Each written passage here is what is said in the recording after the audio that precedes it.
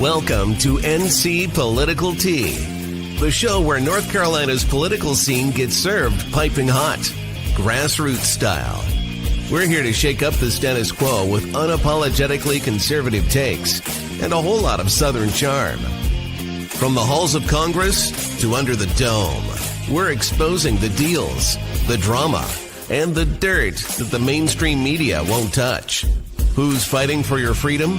Who's selling out to the woke mob? And who's about to get roasted? No fluff, no filters, and absolutely no time for spineless politics. Just bold Republican commentary, sharp analysis, and enough sass to make the left squirm. So grab your sweet tea or something stronger, and let's dive into the hottest headlines and juiciest scandals rocking the Tarheel state. This is NC Political Tea, where the truth always gets served. Yes, indeed. It always gets served. We're back. Bye. We're back, baby. We took a break. We got ourselves back in the shape we want to be in, and here we are again. That's right. Happy 2025, my dear. Happy New Year. Mazel tov. Oh, thank you. Thank you. How was your New Year? It was good. It was good. I had a great holiday. I got to go to AmFest out in Phoenix and hang out with a bunch of folks and get to see some good speakers and learn some things, which is always good. And then spent Christmas with the fam, and now here we are. Very nice. Nothing like getting pumped up after the election, right? Get pumped up and then get brought down on New Year's Day or New Year's Eve with all this stuff. But we'll get on to that. New intro. Everybody. We had to take the 2024 off of it. Had to revamp. We're going to be on more platforms. Right now, we're just on the X platform. But, Facebook, or Mark Zuckerberg came out today. He had a buff body, had his Jufro going, let his hair grow out, had a long statement that basically said the jury's in. X does it better than we do. We're going to stop censorship. We're going to try to go on the Facebook platform. We'll be on there later tonight and then tomorrow, still on YouTube. But I don't know. Do you believe him? No. No. And I think it's interesting that he picked Dana White to be on his board. I think this is just a way of trying to compete. I don't believe him in any way, shape, or form. And I'll give you my best example. If he really means it, then put Pam McNabb, Peyton's mom, who does nothing but circulate Peyton's content. Tell us who this is. Tell us more. Pam McNabb. Peyton McNabb is the young lady here in Western North Carolina who was hit in the head with a volleyball by a trans athlete and is permanently injured. And her mother is her biggest advocate, and she just was reposting something on Facebook and got permanently deleted. So if you really use it, bring it back. Yeah, I haven't used it in forever because, I've been shadow banned, and so there's nothing like telling creators like us, come create your product, etc., and then you get the rug pulled out from under you. So all that is to say, guys, you can find this as of later tonight on Margot's page. You can find it on my Facebook page, Sloan Rackmith, and we're going to give it a whirl. We're going to create an NC Political Tea Facebook page just to beta test it and see if they're going to ban us. Because if they'll ban anyone, it's going to be us. We're going to take him to the test, aren't we? We're going to take him to task. Yeah. We're going to put it to the stress test. So let's get right at the point with what's going on right now. We had some great victories in the state. We're going to go over that in a second. Obviously, Trump won, but Biden is doing everything that he can to completely destroy the country. People see him as just an old, pathetic, dithering old man. He's Satan incarnate.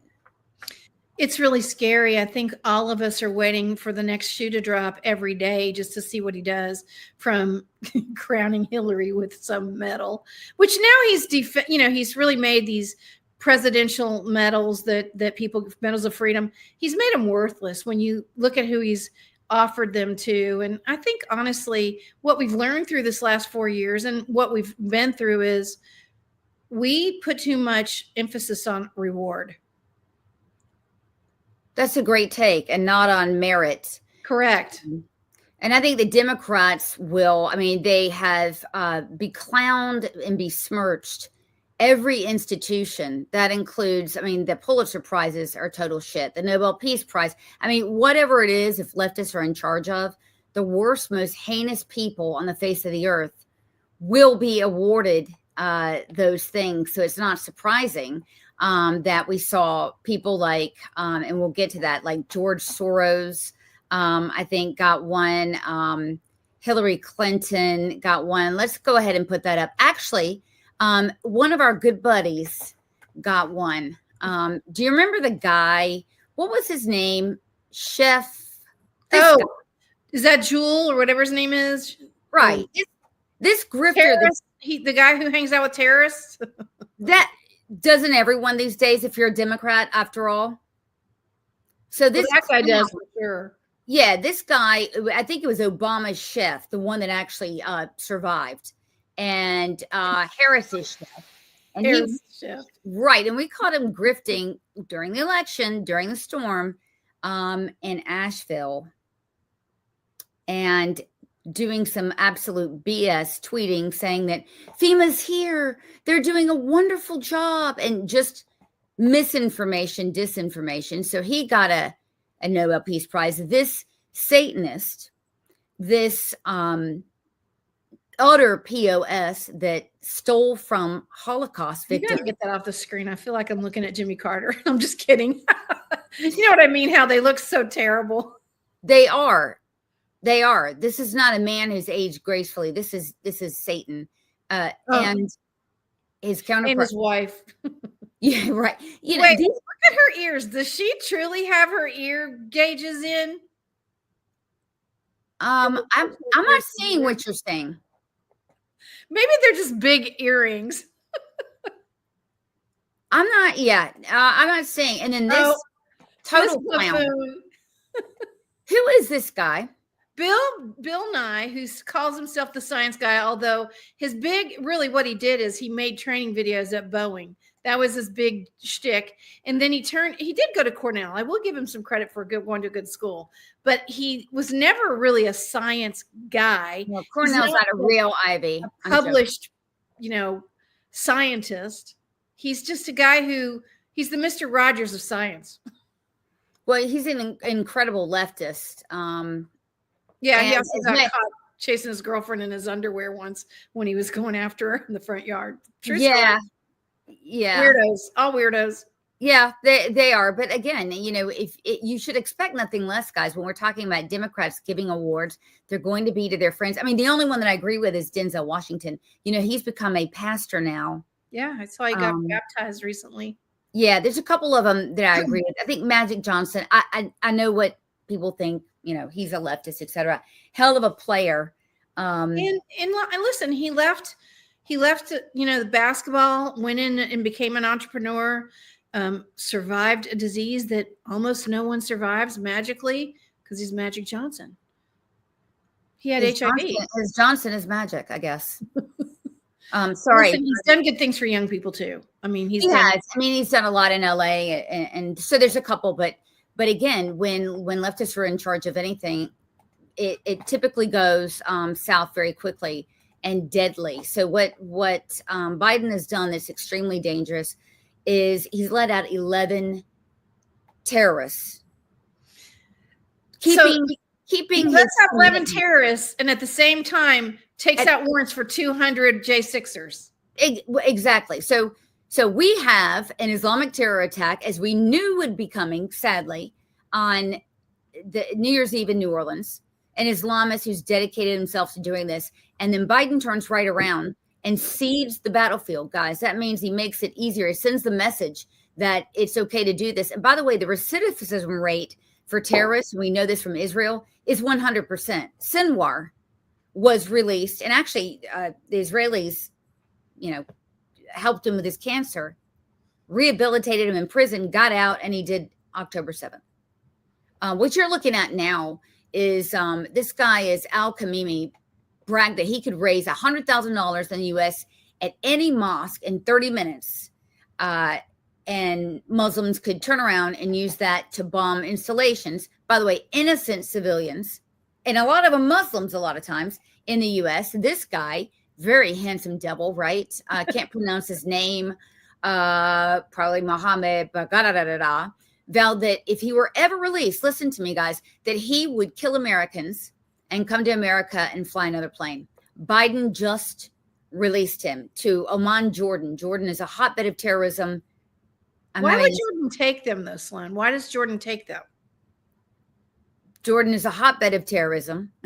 That's why they thrive on this.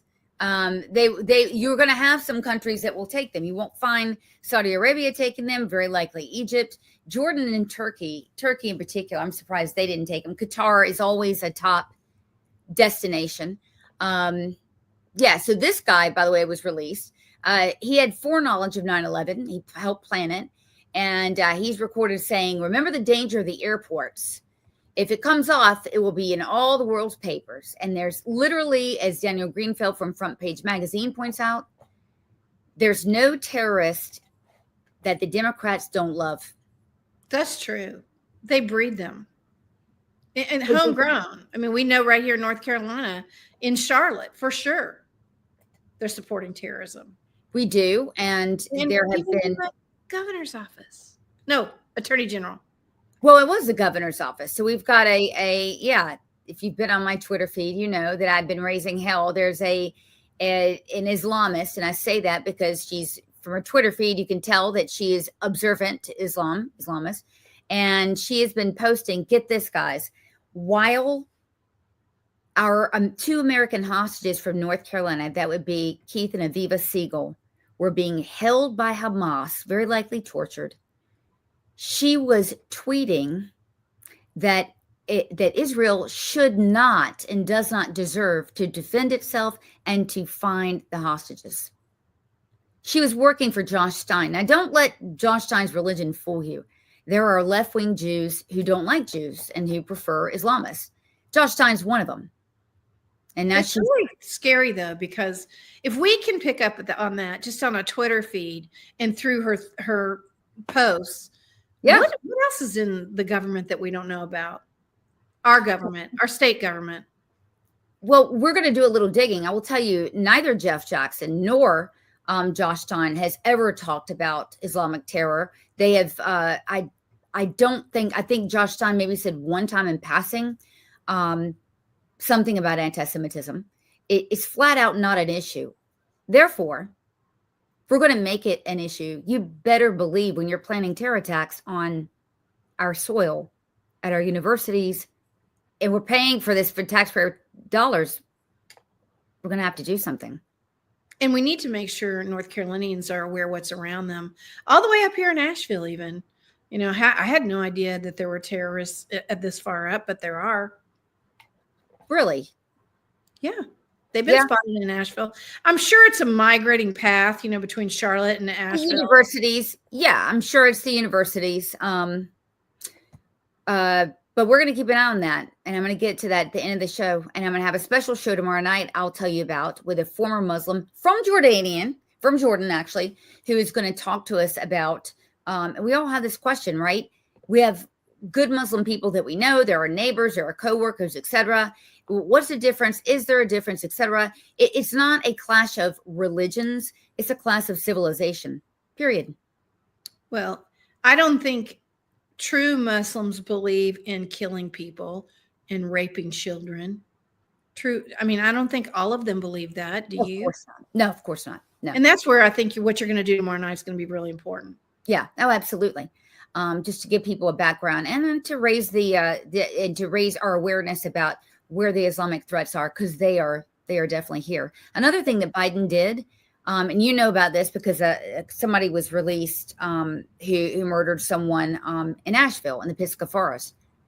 But Biden pardoned 39 felons on death row, and a lot of them were mass murderers. And these are the victims of one of these mass murders. I'm not putting the guy's face up, but there's a Soviet-born mobster named Uri Mikhail, and another one, Jurilis Kadovas. And what they would do is have this scam where they held wealthy people hostage bilked their family for cash and ended up killing the people anyway. So these are the victims, the innocent victims of one. Yeah, I mean, can you imagine what these family members are going through? It's horrible. The murder of these two little girls was on death row. Now he's not on death row. And the kicker is that Biden said the litmus test for him is if he can tell they're sorry. Oh, because he interviewed them all, right? Yeah. And then this is the young girl who was killed in the Pisgah Forest up in Asheville. And I think that guy went to Georgia too. He went on down to Georgia, or up from Georgia to the Pisgah Forest. Yeah. Well, this is what I don't get. He pardoned largely serial killers. Well, they don't see any, and I say they because, and let me say why I say they, because Roy Cooper did the same thing for 15 very brutal killers. Yeah. As a matter of fact, a couple of them, one of them had been in prison for murder prior to committing the second murder.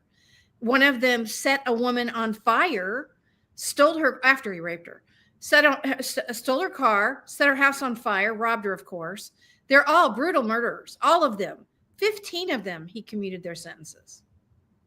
So, I mean, Democrats are soft on crime, period. I can pretty much say that across the board. The only exceptions seem to be Fetterman and the U.S. Senate, and then my crush, Richie Torres, who's talking very tough about New York. He needs to, because it needs some help. Yeah, I mean, look, enough is enough.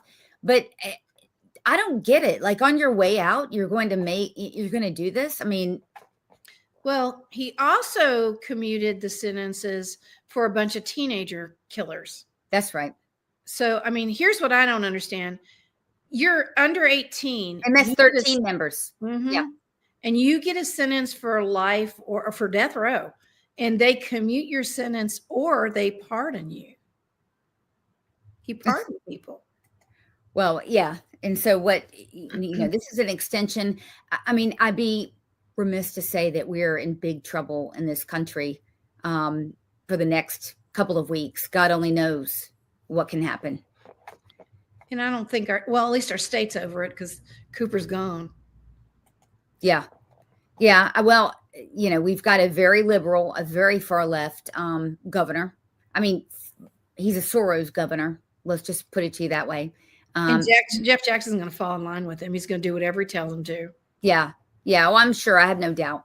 So that's kind of what we're up against, folks. And we're going to, for those reasons, we're going to set our sights on working a lot at the federal level, which means that's your immigration, that's your campus radicalism, which we've got a lot of problems there, quite frankly. We're going to try to keep you alert to be safe because of your surroundings. Correct. Yeah, you're definitely going to have to be, because I'm telling you, if you're depending on the state to do anything, you're definitely not going to get it. The feds, I think we'll get some good luck with. Now, speaking of local issues, because a lot of issues are local, we're big fans of telling you to vote down the ballot first and then up. What the hell is going on in Buncombe County? Well, so to me, this is a real travesty. And I hope the NC legislature does something about this, because Buncombe County has stated they're not going to waive or reduce any taxes for any properties that have been damaged or people that have lost their jobs. It's not just that you have property damage. There are people there that, we have an 8.8% unemployment rate in Asheville right now, in Buncombe County right now, the highest in the state. And they're not going to help them with any relief when it comes to taxes. So hopefully the North Carolina legislature will step in. But I don't know that a lot of people understand what this really means. If someone cannot pay their taxes and someone else pays them for them, that if they do that a few years in a row, they can quit claim and own that place. So this is another way to get a land grab. It's really sad. Well, they said that we are conspiracy theorists for thinking that there could be schemes devised like that, right? Yeah. But Yeah. I do want to point out, though, there is a guy, if you haven't heard of him, Sean Hendricks. He has a fund called Operation Shelter. He is taking payments. If you want to help anybody in Asheville or Buncombe County or Avery, any of the counties that are, not waiving, I think Buncombe is the only one that I know of that has come right out and said it. I think everybody else is going to work with you. He will gladly take your money to pay someone else's taxes. I personally donated $300 to their fund because if I can help someone keep their place and stop worrying, I'm going to do it. And $300 isn't much, but it's enough to make a difference if 3 or 4 or 5 people donate that.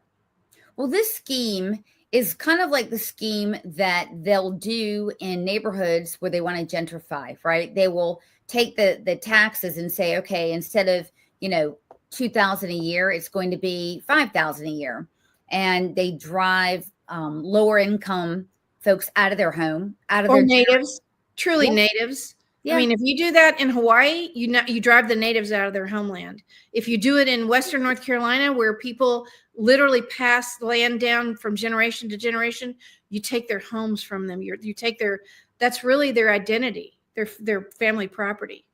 Right. And we're not saying that this is a scheme, premeditated scheme to do that, because we don't know that. But I'll tell you, and one thing that we've always complained about here, what drives up the taxes at the local level is Medicaid expansion. Mm-hmm. So now that we've got 600,000 working well young adults on the roster, what happens is the state says, well, we're going to hold taxes at, 4.5% or whatever it is. We're going to hold taxes there. And by gum, we're not going to raise the taxes at all. Well, the bills are going up. They don't want you to know about it, right? So at the local level, that gets passed on. I think there's another piece to it that people haven't paid attention to. Trump's not going to go for all this Medicaid expansion and all this stuff. He's going to start cutting plans. And here we are in North Carolina, where they just did this last year. And what's going to happen? They hired 300 people, opened a bunch of satellite offices. And as soon as these programs get cut, they're either going to have to be supported by the state or they're going to go. That's going to be interesting because, in the bill, in the Medicaid expansion bill, guys, that the Republicans pushed, Republicans got paid for this. They got paid for this. In the Senate, Republicans in the Senate, sorry, I have no use for them. So we have a real problem here in the General Assembly. We do. But yeah, I mean, there's a trigger in there. I'm probably wrong on the number, but I'm going to tell you the gist of it.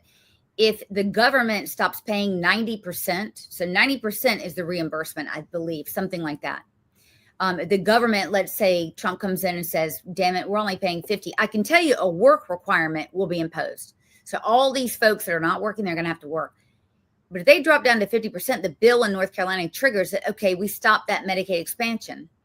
But as you pointed out, it's hard to rush it down a free program.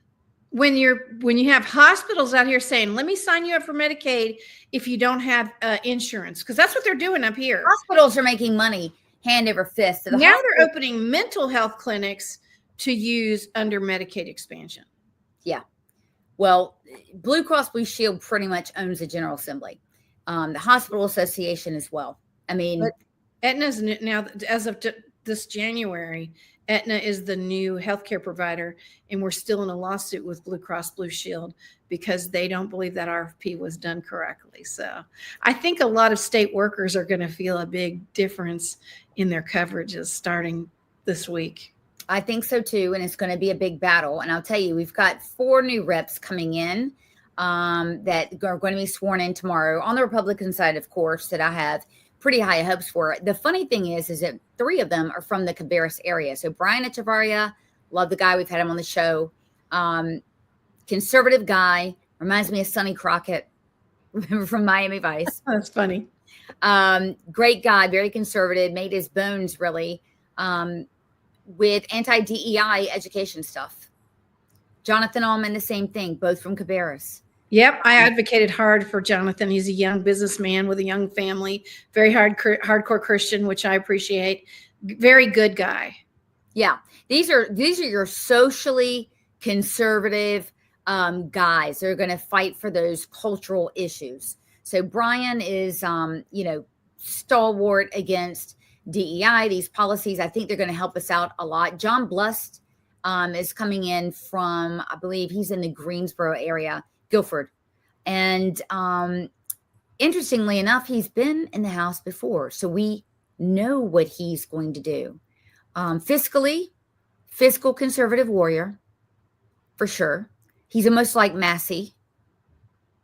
So if you like that aspect of him, yeah, you'll love him. And he is very committed to helping us out with our agenda at universities to make sure that they're working for North Carolina students rather than foreign radicals. Grant Campbell. Yeah, Campbell is also from the Cabarrus area. He's a nice guy too. I've talked to him several times. We should get him on the show. He's a pretty nice guy. All of these gentlemen should come on the show. Yeah. Open invitation, any one of you.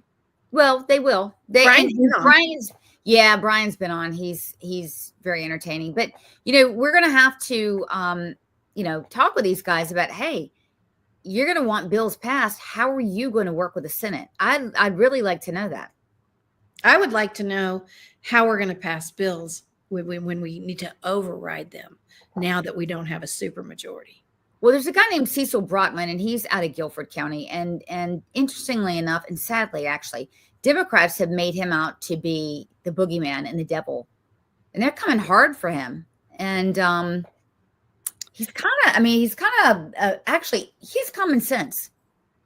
Well, it's really interesting because his district is where I grew up, in Jamestown, that area. And I happened to look at the numbers there, which were astonishing to me, because that's the same place where Paul Newby's family's from, Pat McCrory's family's from. These are staunch Republicans. The numbers are 63% Democrat in that area. So it's surprising to me how well he did, and yet he votes very moderately. He's a common sense guy. He reminds me a little bit of Richie Torres. He'll never be Richie Torres, but one thing about him though is the reason why they're giving him such a hard time is because he's been out a lot. He's got some issues, and when he's not there, the vote goes down, right? So on the Democrat side. So honestly, stay a Democrat. Well, no. This last veto override, they didn't need him at all. No, they didn't need him, but that's why the Democrats are giving him a hard time, is that he's not there when they need him. And my thing is, okay, good. We now have a lot of other things too. They don't like. I don't think they like the fact that he votes our way every now and then. Sometimes he does, but here's my bottom line. Now, because we don't have a supermajority, we've got to wait for people who go on vacation, are out sick, so that we actually can get the overrides done. And that's the dirty politics side that we saw during the budget a couple sessions ago. We're going to start seeing that again. Yeah. We lost our supermajority, guys. So it's going to be by one. There's going to be some battles. You can thank the people in District 1's NC GOP chair. Let's talk about that. So when we look at the congressional races, it was pretty predictable. There weren't really many surprises. District 13, where I am, we knew that Brad Knott was going to win just by the way the district was cut. But District 1, Don Davis, Lori Buckout, tell me what you think happened. Well, I think the Republicans shopped around for a candidate because they didn't like the candidate that they had. And they thought that if they got someone who was more like Greg Murphy, because he was the one that did the shopping, if they got someone like Greg Murphy, that they would be able to resonate. And here's the problem with that. First of all, you can't say you're a farmer if you're not a farmer. And that's what that district's all about. There's a lot of farming there. And you can't say you're a farmer if you're living in $1 million house or two on the water and you don't go connect with farmers. And Don Davis does a great job connecting with farmers in that area, and they backed him. But here's the thing. And he's also very moderate. But even Ryan Gradesky in his podcast said Don Davis is a moderate. But here's what's interesting. Lori Buckout did not do as well as Sandy Smith did in the prior race. So backing another horse in the race doesn't work out for you all the time. She actually did worse. So that district lost House member Frank Sussaman, who he was a freshman up in the Granville area. And that really hurt us. We should not have lost that. I'm telling you. So do you think it's possible that Lori's performance may have dragged him down? No, here's what I think happened, and I'll tell you why I don't think that. First of all, there's actually an oversight of 2 NCGOP districts that help each other right there in that little area. Well, the Harnett County people and the Roger Farina people did great. They did their part, but then there's Harvey's people over here, Harvey West, who's the NCGOP chair for District 1. All of his people did bad. So that's indicative of saying it's the district chair. It's he didn't get the vote out. He didn't do enough registration. He didn't do enough to pull it over the line, because Harnett County and that area did. Right. Well, guys, there's stages in the election, and when there's not an election going on, you want to do something called expand the electorate, which all that means is registering people to vote. Right. It's what it's all about. And is it fun? No, but it's a must. You have to expand your electorate. I mean, it makes sense. People die, people move. You can't keep pulling from the same thing, and you can't depend on the national campaign like Trump to register your voters. And so there's a lot of infighting in District 1. Harvey West is a very unliked person. He's volatile. Yeah. And so leadership comes from the top. If you believe that, then that theory bears out. But I will tell you one thing. The Democrats, and we've said this all along, they worked their ass off in Eastern North Carolina. They lived there. And I mean, not just the reps there. Their top of the ticket was there frequently. Harris, a lot of money there. The Council of State was there all the time. I mean, they went and they asked for the vote. So in other words, what I saw a lot of is we weren't pulling in the same direction. So the Council of State, people were saying, why didn't GOP go out, et cetera? The Council of State races, that's your auditor, your labor, your superintendent, your governor. They are competing with funds and fundraising. Listen to me. They compete directly with the House caucus, GOP caucus, and the Senate caucus. Those are your money makers. When you talk about the NCGOP, not a money facet. So take that out. So you've got the House caucus and Senate that raises millions to keep that supermajority, right? And they look at it as siphoning money off of their efforts when the Council of State is raising money from the same well.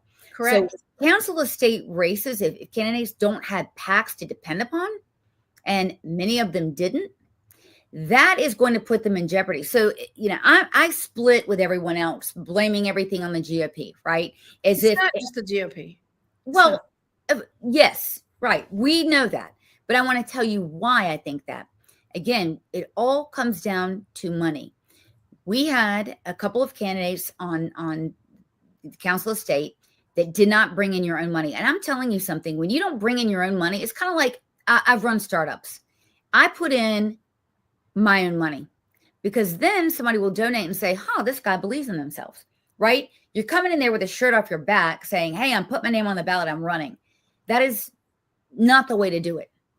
And we had that. They were not professional. No, and I have to say, in the defense of the candidates, one thing I think that we don't do well in North Carolina is really help candidates understand what they need to do to get to the next level. No, as an NCGOP, there can be some boot camps. We could do some more to help them, or their volunteers, or their fundraisers. I'm going to push back because here's what I see. There are candidates that you can give them all the help that they want. True. And if they do not want help, then you are, as a consultant, screwed. And I believe you because you know that for a fact. I've also seen candidates that, they're right all over the road, but they're always at the GOP. You already know you're getting their votes. Why are you going there? You're supposed to be going there. Why am I always by the refrigerator when I work from home? It's my comfort zone. Stop. Right? Slow. Look, here's what I would say. I would say that funding is the big deal. And those candidates who do not understand the funding are going to be very disappointed. You want to secure all that stuff a year before you run. You really do. And you want to secure, and I'm sorry, but the reason why a candidate needs to bring money in from out of state, at least on our side, the Democrats already know this. Do it. Right. But listen, the reason why is because they're competing with these other things. The NCGOP is not a fundraising machine. No, it's not. And here's the other thing. I don't know if you've ever heard this, but in Texas, they just tell candidates up front, if you're running and you're running for, let's say you're running for school board, you better have $250,000 ready. You have to have that ready. That's a school board race in Dallas. It goes incrementally up based on the race that they're running for. City council, county commissioner. They let them know. The Texas GOP just flat out says, do not get in this race unless you can raise this much money, because this is the starting point. I think that's prudent advice, right? I think that's very prudent advice. I mean, to do what I was able to do, running a campaign, taking out an incumbent, et cetera, with no money, it just doesn't happen. And it certainly won't happen for the next phase. It doesn't happen unless you spent 3 years seeding the ground beforehand and building a coalition and letting everyone know. So, that's kind of the work that you have to do. If you know that you want to run someday, start today taking an interest in other people, for God's sakes, going to your clubs, that aren't GOP, right? Right. And I want to say one thing. I want to shout out to this young man out in Arizona. His name is Nico. He's like 16 years old. He's already got a PAC. He's running for the GOP chair spot in Arizona. And here's what he said. I don't want to win. I want you to recognize that young people want to be a part of this process, and we're going to start working towards it. But to think about that, this young man has a PAC he's had since he was 14 years old. He raises money for candidates. And anybody can have a PAC. You need to understand the laws and rules around it. Yeah, get yourself a treasurer. To be so self-determined at that age, I just want to shout him out. Yeah, no, that's great thinking. So, well, listen, we're running a little bit behind. I wanted to get to a couple of things that were in that big relief bill. And I wanted you to break it down. The first thing, just briefly go down this. What were the election changes? Because people concisely want to know. Oh, what happened here? So basically, we gave the power of the election board. We moved it from the governor to the state auditor. That's one of the biggest things that took place in this bill, is that we moved the power of who owns and controls the North Carolina State Board of Elections. We moved that to the auditor. That's the big one. And then the other one is we had an amendment, a constitutional amendment that I can't read, that basically said we're going to only have U.S. citizens vote in our elections.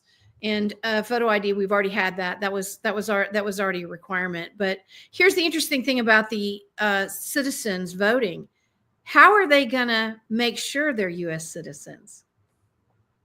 What are they going to use to make sure we're a U.S. citizen? The Board of Elections, which, guys, before this change with the bill that was vetoed about 3 weeks ago, before that change, the governor would get his appointees, right? And then I think the House and Senate would get some. No. But they are unaccounted for. Now, the way it works is if you get pissed off about the way it's done and there's no accountability, you can blame Dave Bolak. We tell him weekly, we're going to blame your ass. We have somebody to vote out now. So I think the bigger thing is very relevant to what we're seeing with the Judge Griffin race right now. Tell us about that now that we're into it. Supreme Court, Battle Royale. By the way, I just want to say, Margot, I got 6 phone calls today. 3, all Republicans. 3 said, maybe we should just play nice and forget about it. No. And 3 were like, we are not going to give this up because laws have been broken. What do you think? Well, so I think this case is a good illustration about why we need to move that board from the governor and change it up so it's not a majority of dumb Democrats, because they're dumb. We have laws on the books that state, and the federal government does too, you must have either the last 4 digits of your social security number, or you must have your driver's license number on as part of your voter roll. And so 60,000 ballots came in without one of those 2 things. And now those votes are up for contention because Judge Griffin has contested that because they didn't have what is required by the law, they should not count. And the Board of Elections says, oh, no, we should make them count. Well, here's the deal. Either we're going to follow the law or we're not. And if we're not going to follow the law, then we're lawless. And I think that's where people are looking at the challenge. And I also think that's why Dave Bullock's in a good position. Dave Bullock is our auditor, guys. 60,000. So let me talk to that comment. The comment is how could you possibly overlook 60,000 votes? Well, if you're talking about 100 counties where the county is responsible for their ballots, and those counties who did not do the right thing, let them go through, and the state board of elections didn't go after them or hold them accountable either. I bet I can guess the counties. I bet you can. And here's the other interesting thing. At midnight on the election night, he was winning. So all these ballots, most of them are mail-in ballots, but there was let me verify this. Guys, there's supposed to be a provisional ballot. Let me tell you why it's important. When you have a provisional ballot, I'm going to hold this up. Okay. It's my in other words, I'm going to vote. I don't have the right procedure, but that allows whatever. Yeah, but that allows some due process there, right? Some process. So there's two due process things. It's supposed to be provisional ballots. They didn't, number one. And number two, this is what I learned today. All these people had the opportunity to do something called curing their ballot. They did. Curing their ballot, which means they're notified, hey, we need an ID on this. We need a signature, whatever it is. And they said, screw it. Well, and so funny because I watched some of the interviews the Democrats had, of course. Well, I didn't know what that postcard meant. Well, if you get a postcard from your local election board, I don't care what it says. You better read it. This isn't nursery school. It's time to grow up. Right. Right. So here's the big thing. So in other words, I don't want to hear my vote doesn't count because you got something in the mail that says your vote counts if you come in and fix it. Finish the job. Right. And here's the other part. Even after that, the GOP, we had people out chasing ballots to help these people. So it wasn't just like they got a postcard. There were actually people in every county calling, going, hey, you need to come in and cure your ballot. So I don't have any sympathy for Miss Riggs. I just don't. So, you're either going to follow the law or we're lawless. Yeah. And for a judge to be advocating the law to be set aside so she can win, it's unseemly. Right. It's just unseemly, but it's part and parcel of what she's done. She's advocated for political things on the bench. You're not supposed to do that. She doesn't do it. We need the law followed. Let me tell you. So where it is now is the Supreme Court has issued a stay. Why the North Carolina Supreme Court has issued Carolina? Why have they done that? They've done that because when they've issued a stay because they're going to review the case. And there was only one dissenter. And of course, she was the Democrat, Ms. Earl, on the bench. So here's what's going to happen, y'all. I believe there are people on our North Carolina Supreme Court that realize that we need to follow the law. They may tick a lot of people off, but here's what the truth is. They're going to follow the law and they don't care what you think. And you can't just get them off. They're going to do what we passed as legislation and the federal laws say. That's what That's what a constitutionalist does. Last time I checked, and that's what we. I'm not in the camp with those three people that called you that said we just need to let it go. No, we don't. Yeah, and by the way, why are you calling me?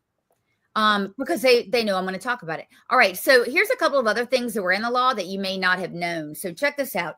If there are schools, Opportunity Scholarship gives, I should know this, $7,600, roughly that, to families that want to take their kids to a private school, which is a great option for a lot of families because schools in some areas are not good. All right, so this brings accountability. This says, all right, so now if a school gets an Opportunity Scholarship, they need to take a standardized test that's going to be decided from the state. I think that is a good idea because a lot of people on our side, they're worried about accountability. I think a standardized test. I think it's funny. It's competitive. I like it. Okay. So I do too, because when they start smoking these public schools. Let's hope so. Here's an important one. And thank God that it's being done. It has taken the centralized function of disaster and emergency preparedness for schools and safety out of the DPI. There was a lady that was running it, literally like a church lady librarian. It was absolutely terrible. No school. I mean, I'm telling you, That's no scary. School, no schools. These are our kids. Let me finish. There's half of the schools, Margot, that would not turn in the disaster plan every year that Truett was there. And I was riding her ass on everything, really. But safety was my big one. So taking it and putting it in a law enforcement agency. Good. Like the SBI. Good. Don't you? I mean, that is so. I think once this gets up and running, we can sleep a little better because Mo Green has advocated that he wants to make discipline even lower the standards than where it is now. Charter school appeals. So taking this away from Mo Green, he has stated he is not a fan of charter schools. And so really, if he's already biased against them, then he shouldn't have veto power of a charter school opening. And so that was also embedded in it. That was some educational stuff. Good. I think, you know what, if they set the precedent that the disaster plans should go through the SBI for schools, they should do it for every county. That's the problem with what happened up here in Western North Carolina. There's no centralized repository where somebody reviews and makes sure that if you're crossing a county line, I think all disasters should go through the SBI. Everyone. Well, a disaster in terms of a school shooting. That's what I meant. Absolutely. But I'm talking about any kind of disaster. And by the way, we're working on some things for the state, our priorities. We're going to share that with you. One of them is to make sure that we pass a mandatory law that every teacher before they're hired has a background check. Now, that doesn't prevent a lot of the teachers that are perverts. They don't have a record because they get access to children at the school. I can't believe we don't have that already. That blows my mind. Many states do. And as you're well aware, Catherine Truett kept her office, kept pedophiles on the certified teachers list. I called their attention to it. And I was the bad guy, don't you know? I love being the bad guy. If we're doing the right thing, how can you be the bad guy? Telling the truth wear it well. Telling the truth is an absolute defense. Yeah. Believe me, we know. So yeah, I mean, we would have sex offenders who were on there. Even Catherine Truett even told us, and this is why I was so hell bent on taking her out, is that she would say, "Oh, everyone is. I mean, the guys have been arrested, admitted it, gave up their licenses, and everyone has a right to due process. Really, even after they voluntarily given up their license already." This is crazy talk. Yeah. She was a danger. And by the way, I don't expect her to be a whole hell of a lot different than Mo. So you're going to see the same. Yeah, you're going to see the same things. Okay. So this is our delegation up in Congress. We've got some expectations. We got some new guys there.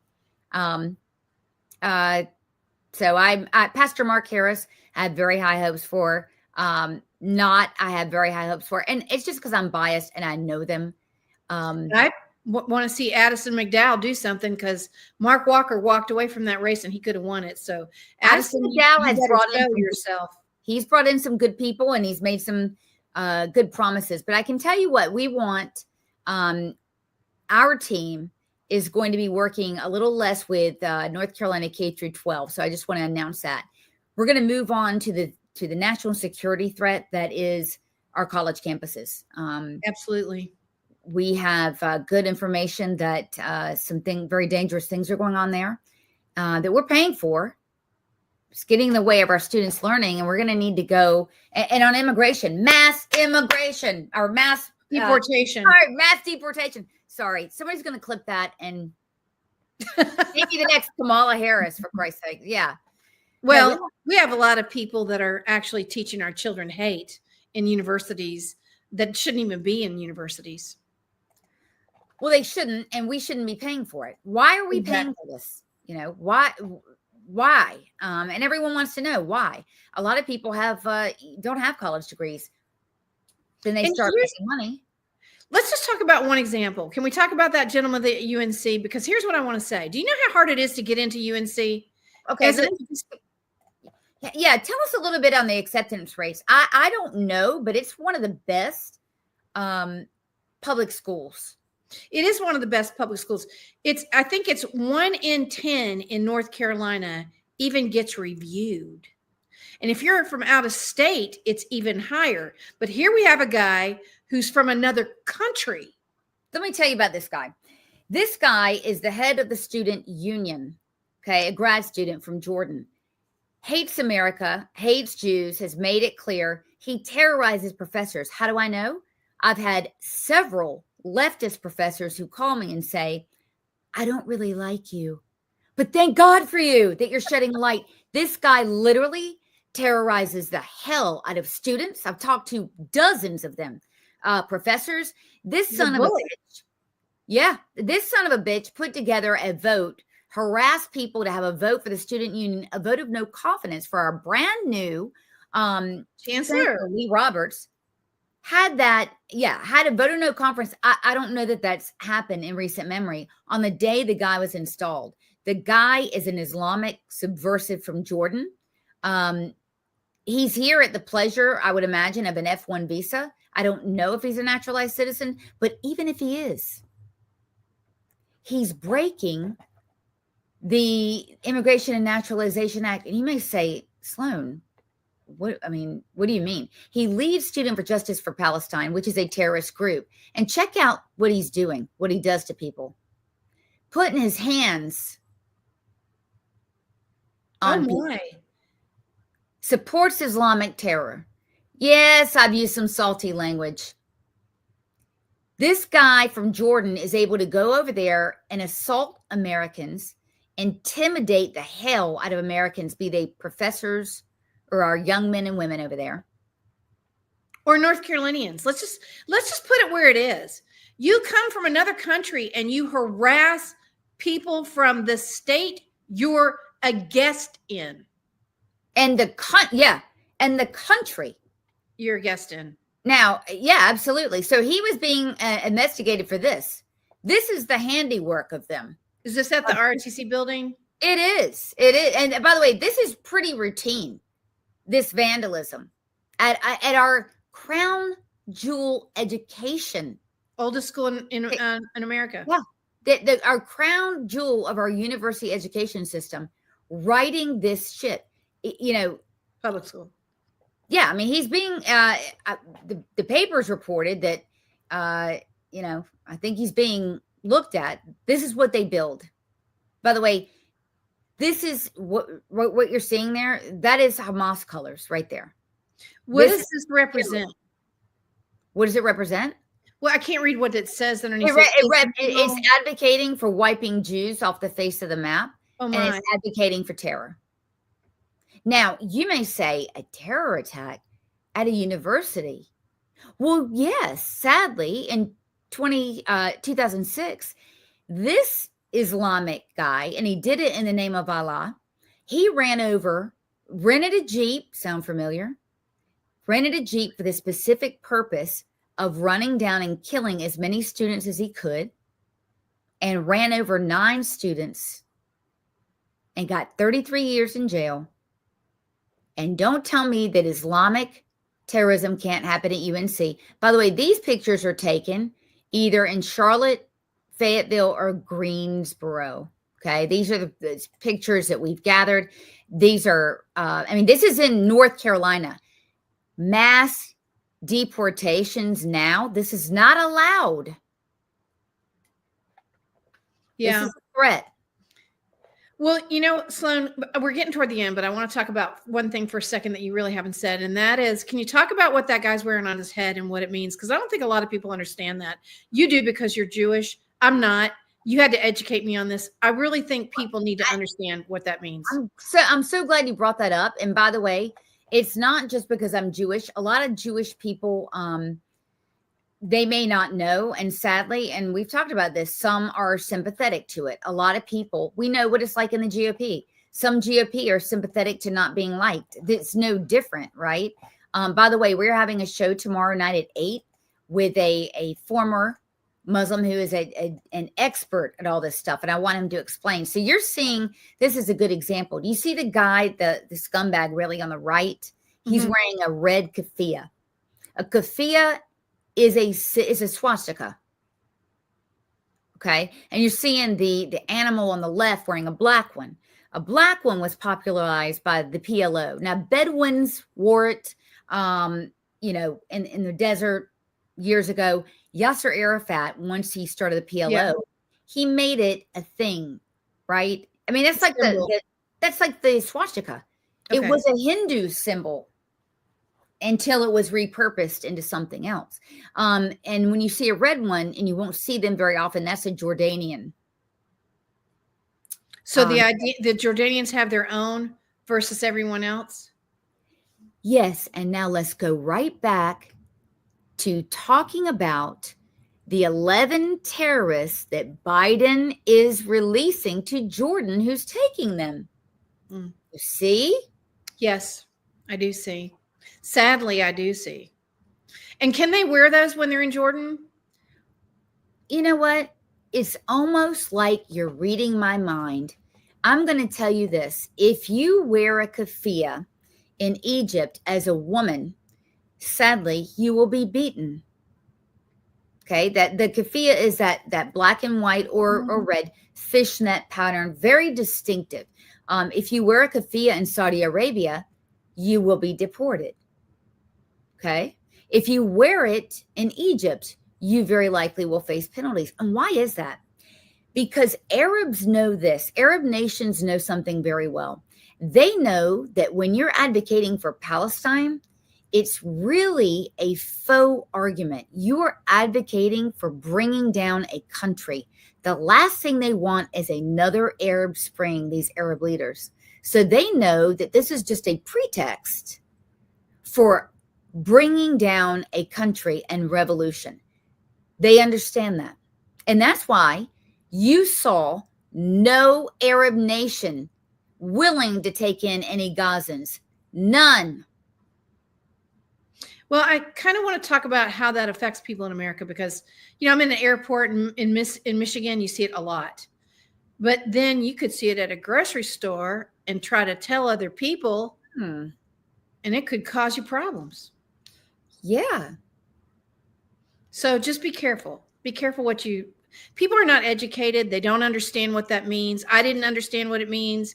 I never knew until Sloan educated me on it. Well, we know what a keffiyeh, we all know what a black keffiyeh is because we've been seeing them. I mean, these assholes are teaching us what it means. Right. We can't go to a parade without seeing it. You can't get on an airplane. We can't watch a football game. Yesterday, if you're in New York, you can't go to the hospital without seeing it. It's not my fault they exist. These guys are showing you what a keffiyeh means. They're telling you who they are. They want to take over this country, period, point blank. I'm not saying it. They are. True. What a great way to kind of segue into tomorrow's show. Educate people. Tomorrow at 8 o'clock. Yeah. And I got to tell you what, Margot and I really believe what we're going to do in 2025. We're going to go all in and we're going to report things that people are not going to have, quite frankly, the stones to report. There's a lot. There's a lot of it. There's a lot. But I think we're going to go into what's called the blue ocean. And that is going where others are not. So tomorrow night, Dan Barami, he's a director at New Nation. Let me tell you about a brave guy. When you are an apostate in the Muslim community, you have a very difficult road. So tomorrow night on our X channels, on NC Political T, on yours, if you let me, and on mine, going to be and we're going to do reruns and we're going to invite questions. He's going to tell you where the Palestinian flag comes from. He's going to tell you that, the difference, and the goal is to be, the goal is a bridging to understanding. Seasoned journalist, 39 years in the business. Friend Jake Novak. Our friend Jake Novak will be here on Thursday, getting into a little bit of just kind of, what all this means for North Carolina. I don't think you guys know the threat that's here within, but North Carolina is an incubator for this stuff. Well, I can't wait to have Jake on the show. He gets on Punch Bowl every day almost, and he talks about the things that we all want to talk about. But the other thing that Jake does is he's very insightful on if there's a movie or a book that you want to know about a subject, he knows it. And to listen to him talk about his father and what he taught and did in colleges and universities, he's just a wealth of knowledge. So I'm looking forward to that. We're going to have a lot of guests on that are way smart. I mean, our job, our goal, we've talked about it, is to get people on this show that are way smarter than any of us. Right? Yeah. And to teach you. Our goal is so that you get informed and you come to the show really wanting to meet someone new and talk about something that you never thought you'd talk about. I mean, I never in my life thought I'd be on a show with Sloan talking about kafias. I'm not sorry that I am. I think it's a great thing. I want children to understand what that means, because it's not just about Sloan and I. It's about the average everyday American who goes in a grocery store and doesn't know what that means until they see it. Right. And I want you to know my goal is not to adrenalize people against any particular person. Look, I'm a Jew, and I've endured incredible anti-Semitism, especially since October 7th. The last thing that I want to foster is that towards anyone for any reason. We need to bridge our understanding and our awareness, period.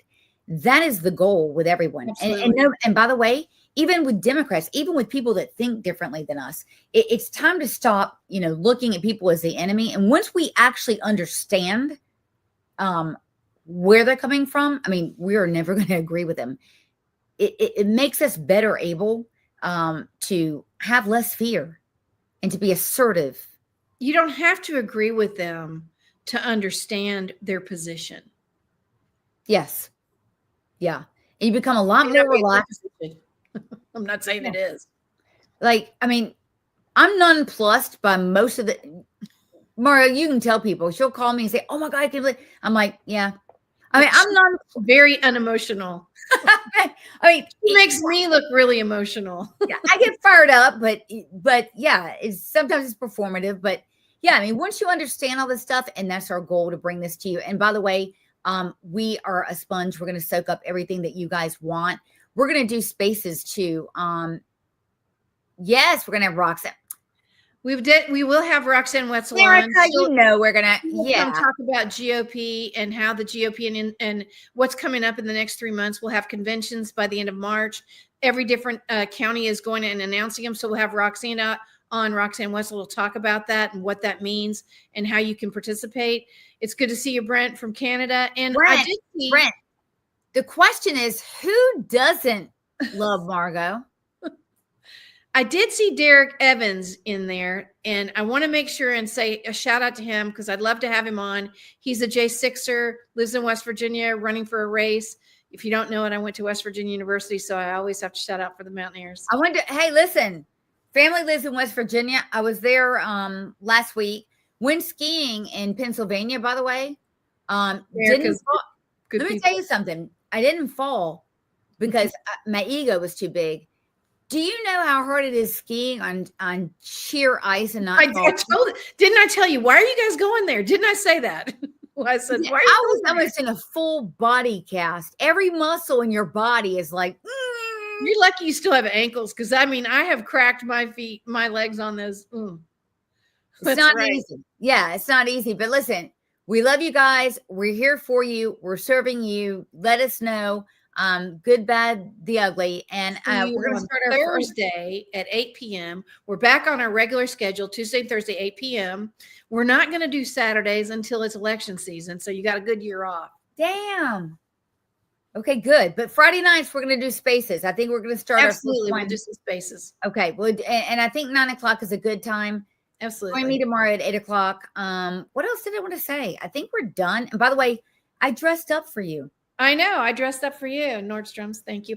Hey, listen, You did. We're on Spotify now, right?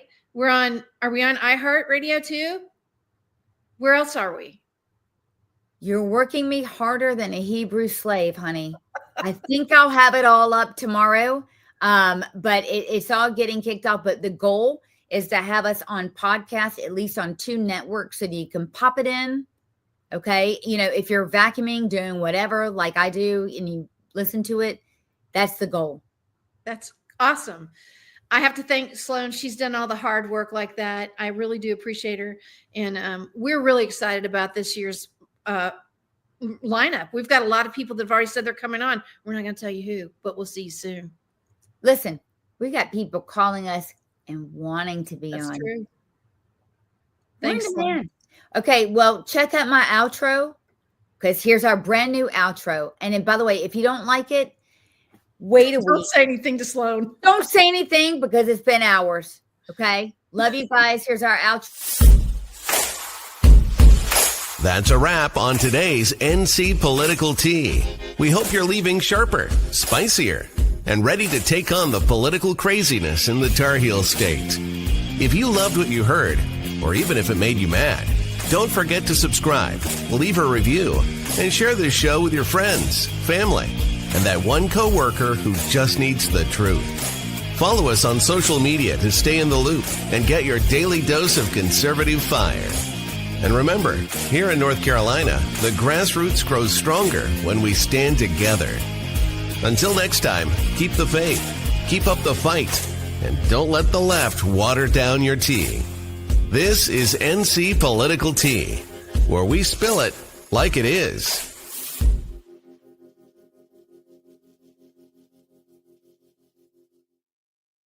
That was awesome. All right, take us out.